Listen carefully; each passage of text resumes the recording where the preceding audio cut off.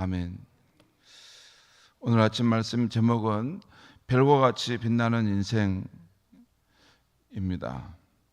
오늘 말씀에는 어제 다니엘서 11장 21절 이하에 나오는 한 빛이 난 왕에 대한 예언이 계속되고 있습니다.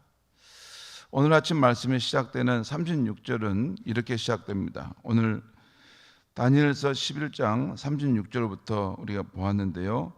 이렇게 시작하죠. 그 왕은 자기 마음대로 행하며 스스로 높여 모든 신보다 크다 하며 비상한 말로 신들의 신을 대적하며 형통하기를 분노하심이 그칠 때까지 하리니. 성경 말씀이 어려울 때가 있습니다. 여러분, 이 표현 방법이 개역성경이 때로는 이게 뭘 말씀하는지 잘 이해가 안 될 때가 있는데, 여기서 그 왕은 자기 마음대로 행하며 스스로 높여 모든 신보다 크다 하며 비상한 말로, 이게 비상한 말은 신성 모독적인 말을 말합니다. 그 말로 신들의 신을 대적하며, 신들의 신들이 누굴까요? 만군의 하나님을 말합니다. 그러니까 만군의 하나님을 대적하고 형통하기를 분노하심이 그칠 때까지 하리니. 여기서 형통한다는 것은 누가 형통한다는 것이고 분노하심이란 누구를 말하는가? 그렇죠? 이게 어렵습니다. 이게 다른 성경과 비교해 봐야 되는데, 여기서 그 형통한다는 것은 그 왕, 그 만군의 하나님을 대적하는 그 왕이 형통하다는 걸 말하고, 분노하심이라는 것은 하나님이 분노하신다는 것이에요. 그러니까 그 악한 왕이 형통하기를 하나님이 분노하심이 그칠 때까지 한다. 참 독특한 표현인데, 여러분, 무조건 형통하다고 해서 그것이 하나님의 축복은 아닙니다. 그런 뜻이 아니에요. 성경을 잘 보면 무조건 형통하다고 해서 무조건 인간사 자기가 하고자 하는 일대로 잘 된다는 것이 형통한 것이 아니에요. 하나님을 알지 못하고 하나님을 대적하는 악한 자의 경우는 오히려 그 일이 형통한 것이 하나님의 진노하심 속에 있는 시간일 수 있습니다. 그러니까 너가 하나님을 대적하고 너가 그렇게 교만하는 것이라면, 그러면 너의 길을 한번 마음껏 가라, 하나님 두는 것입니다. 그러면 끝없이 이제 가는 거죠, 패망을 향해서. 근데 처음에 겉으로 볼 때는 그게 잘 되는 것처럼 보이지만 결국에는 그게 패망하고 가는 시간 속에 있고 하나님의 진노하심이 마지막 완성되는 시간 속에 있는 것이죠. 그러니까 여기서 이 성경을, 여러분, 저도 이걸 오늘 말씀 준비할 때 우리 성도님들 어렵겠다라고 생각했던 것은, 여기 형통하기를 분노하심이 그칠 때까지 하리니, 이 말은 앞에 형통한다는 것은 악한 왕의 형통함이고, 분노하심의 주체는 하나님이 악한 왕의 형통함을 분노하심 속에서 그걸 놔둔다는 것입니다. 그런 뜻입니다. 자, 이렇게 말씀이 시작되고 있죠. 아무튼 그 왕이 자기 마음대로 행하고 스스로 높여 모든 신보다 크다 할 때, 이 왕은 어제 말씀드렸던 그리스 알렉산더 대왕 이후 등장한 안티오코스 4세 왕을 뜻합니다. 어제 말씀드린 대로 그는 정치적으로 자기 조카까지 죽이고 권력을 쟁취한 냉정한 현실 정치가였습니다. 우리 역사 속의 인물로 보면 조선시대 세조와 같은 그런 왕이었다고 할 수 있죠. 자기 조카 단종을 죽이고 자기가 왕이 되지 않습니까? 그러면서도 유대 민족을 핍박하고 예루살렘 성전을 더럽히고 이방신 제우스를 섬기도록 강요했던 인물입니다. 오늘 말씀은 먼저 그 왕이, 안티오코스 4세 왕이 자신을 스스로 높이고 자신이 섬길 신도 자기 마음대로 교체할 만큼 교만한 왕이었음을 말씀하고 있어요. 37절 38절 말씀 보겠습니다. 37절 38절, 그가 바로 그 왕이 모든 것보다 스스로 크다 하고 그 조상들의 신들과 여자들이 흠모하는 것을 돌아보지 아니하며 어떤 신도 돌아보지 아니하고 그 대신에 강한 신을 공경할 것이요. 여기서 그 왕 안티오코스 4세를 말하는데 그 왕이 조상들의 신과 여자들이 흠모하는 것 돌아보지 않는다라고 하는 것은 원래 그 안티오코스 4세는 이 셀루쿠스 왕조, 그 왕조에서 나온 그 한 왕이었어요. 그러니까 그 조상들이 섬겼던 그 이방신은 아폴로라는 신이었습니다. 그 그리스 뭐 신화에 나오는 그 여러 신들이 있는데 그 가운데 제일 중요한 아폴로라는 신을 그 셀루코스 왕조가 섬겼어요. 그리고 그 여성들이 섬겼던 흠모했던 것은 담무스 신이었습니다. 근데 그 아폴로 신이나 담무스 그 그리스에서 신화에 나오는 그 신을 섬기지 아니하고 그는 제우스 신을 내세워서 이제 우리가 믿을 신은 이 신이다 하면서 제우스를 공경했습니다.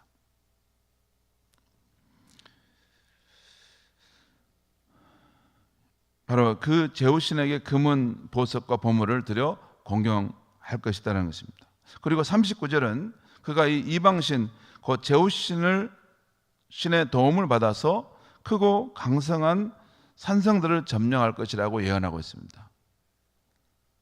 그리고 그 다음은 안티오코스 4세 왕이 남방 왕인 애굽 왕에 대한 원정을 시작하는데 그 군사적 공격 앞에 애굽과 그 주변 나라들이 속수무책으로 함락되는 것을 예언하고 있습니다. 그 40절 41절 말씀 보겠어요. 마지막 때에 남방 왕 애굽 왕이 그와 힘을 겨룰 것이나 북방 왕 지금 오늘 지금 계속 말하고 있는 그 왕을 말합니다.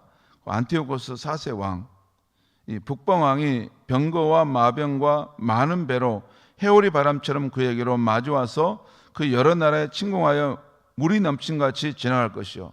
여러분 큰 물이 이렇게 휩쓸려 가면서 그 다 덮어버린 것처럼 그 애굽 왕과 그 군사들을 이긴다는 것이죠. 또 41절 보겠습니다. 그가 또 영화로운 땅에 들어갈 것이요 많은 나라들을 패망할 것이나 오직 에돔과 모압과 암몬 자손의 지도자들은 그 손에서 벗어나리라. 이게 지금 다니엘의 이 예언서가 지금 비유적 상징적인 의미로 지금 쓰여져 있기 때문에 이 내용이 또 어려운 면이 있는데 여기 41절에 영화로운 땅에 들어갈 것이요라고 하는 말은 이것은 그 영화로운 땅 유대 나라를 말합니다. 그러니까 유대 나라도 들어가서 그 이방신의 이름으로 침공할 것이라는 거죠. 많은 나라들이 패망할 것이고 그렇지만 에돔과 모압과 암몬 자손의 경험한 그 상황에서 벗어나게 될 것이다. 그 회오리 바람처럼 몰아쳐오는 그 전쟁의 광풍에서 피하게 될 것이다 라는 것이죠. 자, 그런데 그 왕 안티오코스 4세 왕은 어느 날 동북에서 들려온 소문을 듣고 번민하고 분노하여 나아가다가 결국 종말을 맞이하게 된다는 것입니다. 그것이 오늘 본문 이 45절에 나와 있어요. 여기 44절에 보면 그런 말이 있죠. 그러나 동북에서부터 소문이 이르러 그를 번민하게 함으로 그가 분노하여. 이 동북에서부터 소문이 들려왔다. 그걸 듣고 번민하고 분노했다. 이 말씀은 그가 지금 애굽왕을 치고 남방 지역을 지금 전쟁으로 공략하고 있는데 동북 그 고국을 말합니다. 그 고국에서 아마 반란이 일어났던 것 같습니다. 그 내부에 국내에서 반란이 일어나서 그 왕을 대적하는 그런 사람들이 일어나기 때문에 그것 때문에 번민하고 분노하여 돌아가다가 그 가는 길에 그가 종말을 맞이하게 될 것이라는 것입니다. 오늘 45절 끝에 보면 그가 종말을 맞을 때 그를 도와줄 자가 없을 것이다 라는 것입니다. 그렇죠. 갑자기 이게 죽음을 맞이하게 될 때 아무리 권세자라도 그를 누구도 도와줄 수 없는 그런 것이 되는 것이죠. 자, 그리고 마지막 때에 큰 환란이 있을 것이고 천사장 미가엘도 일어나서 핍박받는 신실한 하나님의 백성들을 도울 것이라는 말씀이 12장 1절에 나와 있습니다. 12장 1절 말씀 우리 같이 한번 읽겠습니다. 시작. 그때에 내 민족을 호위하는 큰 군주 미가엘이 일어날 것이요 또 환란이 있으리니 이는 개국 이래로 그때에 없던 환란일 것이며 그때에 내 백성 중 책에 기록된 모든 자가 구원을 받을 것이라. 자, 그때 이게 지금 그때는 안티쿠스 4세 왕이 지금 이게 죽게 되는 그때를 말한지 또는 더 확장돼서 어떤 역사 속에서 큰 혼란의 상황 속에 있는 그때를 말하는지 분명하지 않지만 하지만 이 마지막 때 징조로 큰 혼란이 있게 될 것이라는 것입니다. 그리고 그 환란 가운데 이 많은 사람들이 이 신앙의 배교도 하고 또 흔들리고 또 어려움 가운데 있지만 끝까지 신앙을 지킨 사람들, 그 사람들은 이 책에 기록된 이름을 가진 사람들인데 그들은 구원을 받게 될 것이라는 것입니다. 2절 3절 말씀도 제가 2절 읽고 여러분 3절 읽겠습니다. 땅의 티끌 가운데서 자는 자 중에서 많은 사람이 깨어나 영생을 받는 자도 있겠고 수치를 당하여서 영원히 부끄러움을 당할 자도 있을 것이며 궁창의 빛과 같이 빛날 것이요 많은 사람을 옳은 대로 돌아오게 한 자는 별과 같이 영원토록 빛나리라. 자, 그 큰 환란의 날이 있게 되는데 그 환란의 날이 있어서 그 핍박 가운데 죽는 자도 있고 배교하는 자들도 있고 그렇게 이렇게 세월이 흘러서 어느 땐가는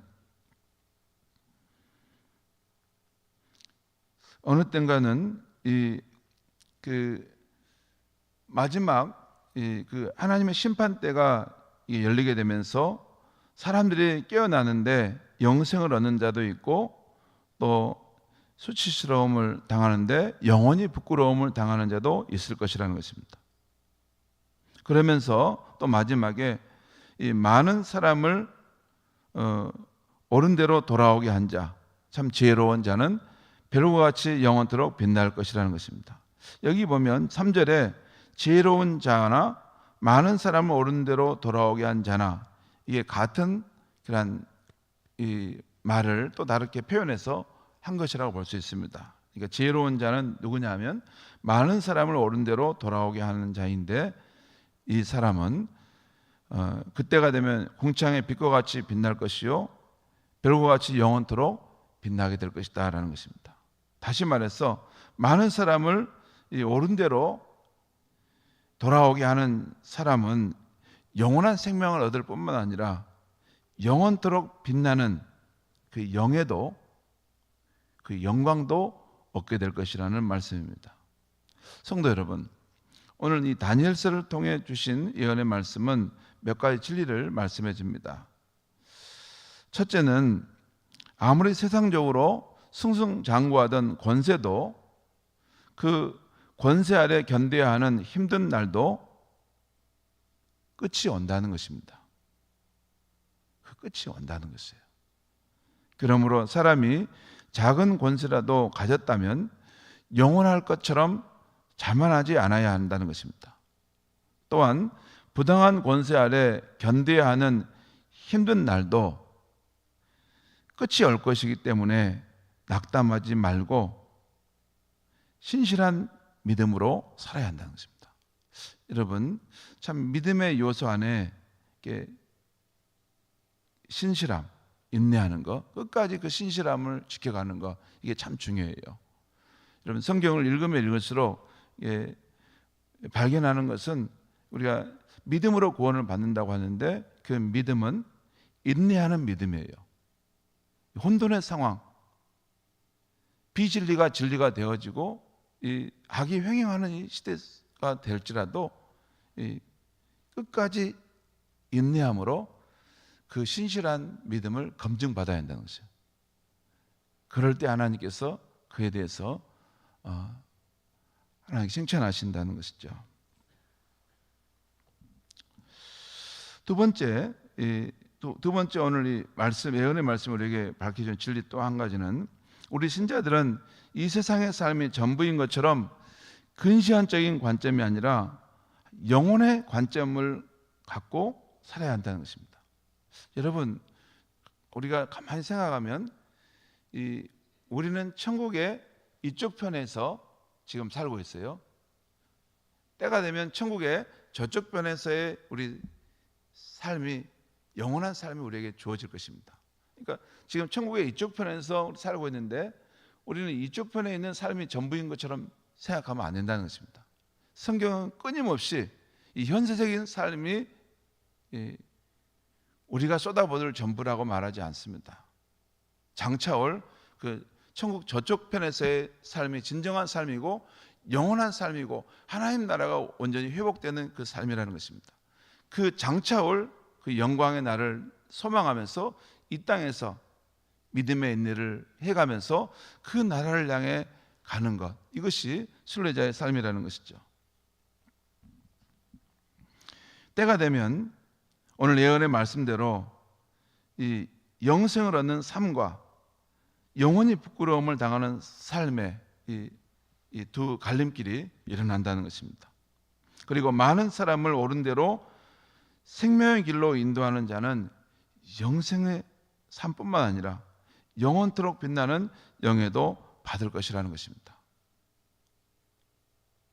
그래서 신약 성경을 보면 우리가 한번 구원받고 한번 믿음으로 의롭다함을 받고 그것으로 된 것을 말하지 않습니다. 늘 깨어 있어서 그 하나님께서 온전히 이 역사 속에 오시는 그날을 늘 준비하면서 살아가라는 것입니다. 예수님께서 이 마태복음 24장과 25장에 그런 말씀하시잖아요. 우리가 주님을 맞이할 준비를 하는 것은 마치 충성된 종처럼 늘 깨어 있어서 주님이 오실 것을 생각하면서 주께서 맡기신 일들을 잘 하다가 그것을 신실하게 그 맡기신 그 일을 하고 믿음을 지키다가 주님 오실 때 맞이하는 충성된 종이 되라고 하지 않습니까?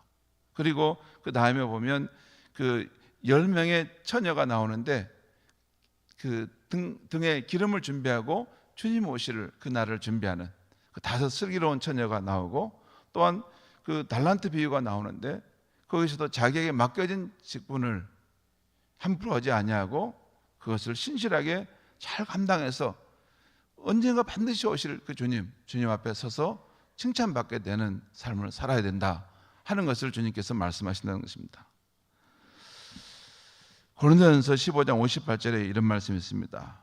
그러므로 내 사랑하는 형제들아, 견실하며 흔들리지 말고 항상 주의 일에 더욱 힘쓰는 자들이 되라. 이는 너희 수고가 주 안에서 헛되지 않은 줄 알미니라.